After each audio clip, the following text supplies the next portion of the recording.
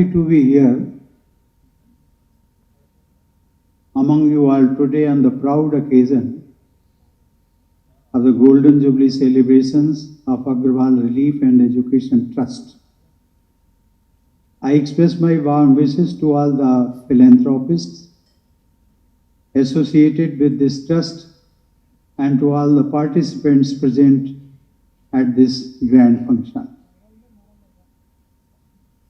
We all know charitable trusts and institutions play a very important role in nation building.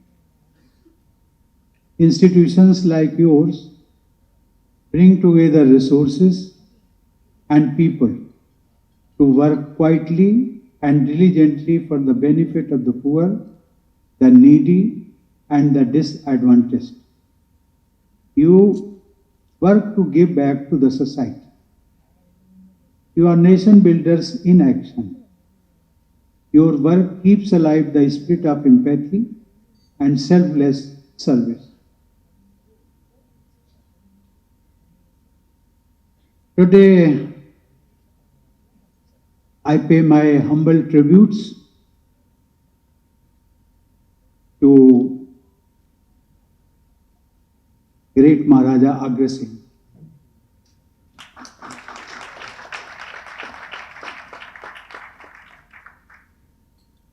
I am told that his legacy is being strictly followed.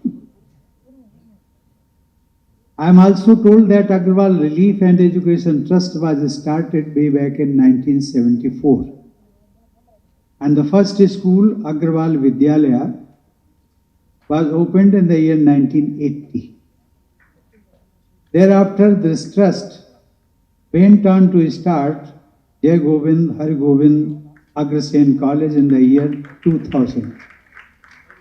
And later, another school, Daya Sadan Agarwal Vidyalaya, in collaboration with the Daya Sadan Children Town Trust.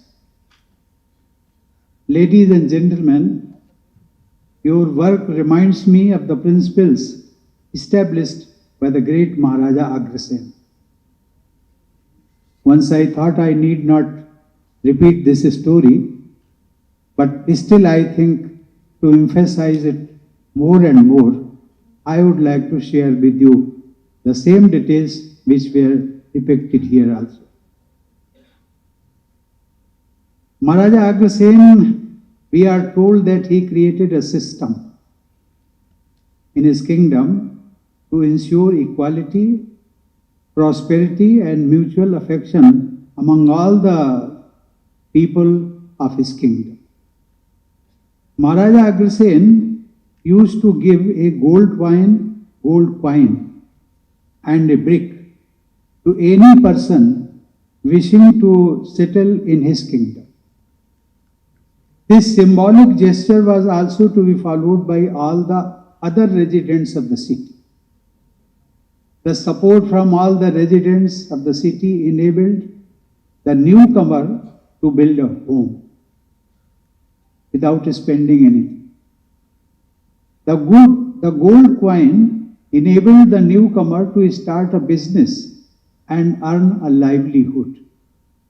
As a result, in his kingdom, no one was homeless or without a source of livelihood in his kingdom.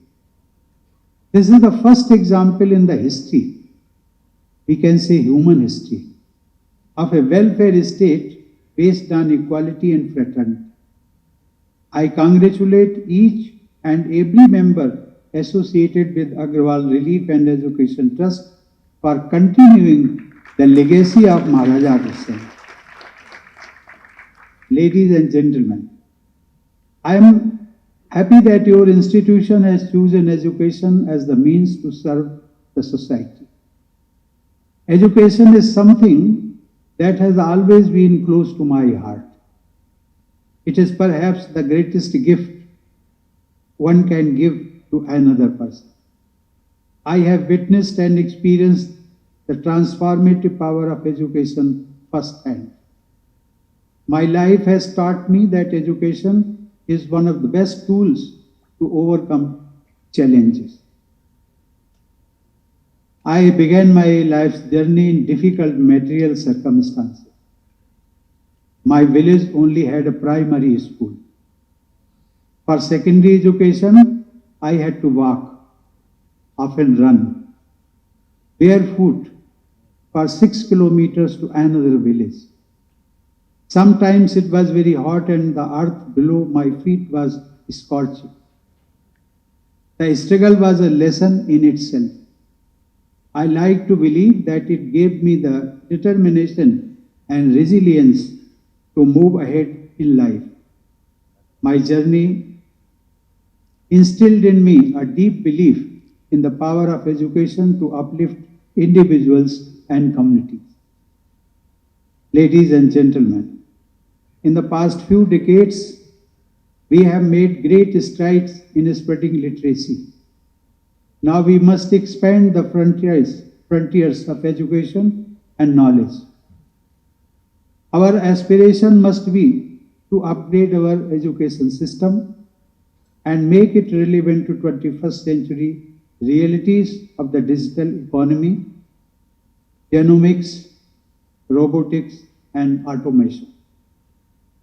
Today, I am told 24% of our population is below the age of 14. Around half of our fellow citizens are still below the age of 25. It is in them that our hopes for the future lie. Ladies and gentlemen, a confident and forward-looking nation is built by confident and forward-looking youth. An innovative nation is built by innovative youth. This must be our obsessive goal. Our schooling system has to encourage our children to think, and to tinker, not just to muck up, memorize, and reproduce. We need to have a system where young talent looks up and asks questions rather than looks down and nods. Ladies and gentlemen, this will not be possible without adopting new learning approaches. We will need to include interactive, hands-on, and experiential learning approaches for better learning outcomes. Digital technology can be immensely helpful in enhancing learning outcomes by providing interactive simulations, multimedia resources, and educational apps that engage students. Online platforms facilitate personalized, self-paced learning experiences tailored to individual needs and preferences. Collaborative tools enable students to work together, encouraging teamwork and communication skills. Data analytics help educators track students' progress and adapt teaching strategies suited to the inherent strengths of each student. I am happy to know that your schools put greater emphasis on ensuring that the students have access to state-of-the-art digital technology. Ladies and gentlemen, good buildings, expensive equipment or facilities alone do not make a school of good standard. Rather, it is the dedication and integrity of its teachers that prove to be decisive in the making of a good school. Our teachers play a very important role in making our children productive members of our society. Whenever the famous center of education in the ancient world, take the case of Takshashila University, is mentioned, we first and foremost remember Acharya Vishnu Gupta or Acharya Chanakya, who was first a student there and later became the vice chancellor there. Ladies and gentlemen, teachers are the true architects of a nation's future. They establish the solid ground of character building in our sons and daughters and make them cognizant citizens. The real success of a teacher is to mold a student into a good human being. A good human being is a person who thinks logically, positively, and works hard with courage, compassion, and prudence. A good human being embodies creativity, scientific temper, and sound moral values and strives for a just, inclusive, and equitable society. A good human being is the backbone of the society.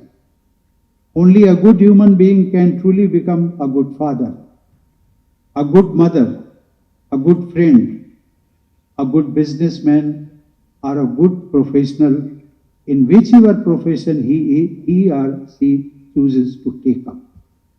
The main thing is to be a good human being. Ladies and gentlemen, I appreciate the efforts of ARET towards inclusivity in our schools. I am told that 50 especially able children are enrolled in Agarwal Vidyalaya. This is commendable. This will foster understanding and compassion between students, prepare the students to strive for diversity, accessibility, and inclusion in the workplace, and promote acceptance of differences among students. I am also happy to know that ARET provides free breakfast and a free van facility to female students to encourage them to concentrate and excel in their studies. Dear teachers, in today's knowledge-based economy, those who possess relevant and up-to-date skills and information are at an immense competitive advantage. Lifelong learning is becoming essential for personal and professional growth. To thrive in the future, one will have to regularly analyze the relevance of their existing knowledge and keep it up to date with the changing technologies. Therefore, perhaps the most important thing you can do to equip your students for the future is to ensure that they know how to learn, unlearn, and relearn. I again repeat, you have to equip your students for the future. For that, you have to ensure that they know how to learn, unlearn, and relearn. You have to plant in their minds the seeds of self-directed learning. In the last few years, the government has launched many programs and initiatives to equip our youth with the education and skills to compete in a globalized world. Sizable resources have been set aside for these programs. It is the responsibility of our teachers to adequately guide our talented young minds to make the most of these opportunities available. Ladies and gentlemen, today we are fortunate to be living at a time when our country is the fastest growing large economy in the world. We as a nation have collectively resolved to become a developed country, that is Viksit Bharat, by 2047. And we are steadily marching toward that goal.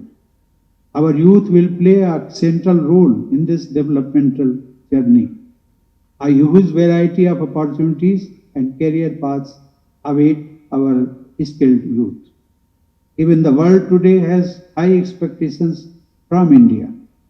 Populations of developed countries are aging, and India is poised to play an important role in filling the global demand-supply gap of skilled talent. India is fast emerging as the favored destination for hiring skilled professionals. Ladies and gentlemen, I am happy to know that alumni of your educational institutions have achieved success in all walks of life. Some of them were present here.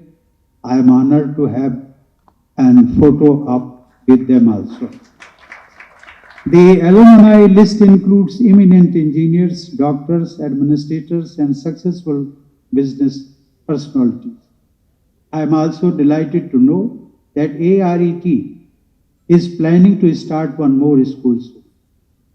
I am sure, is it correct? Oh, good.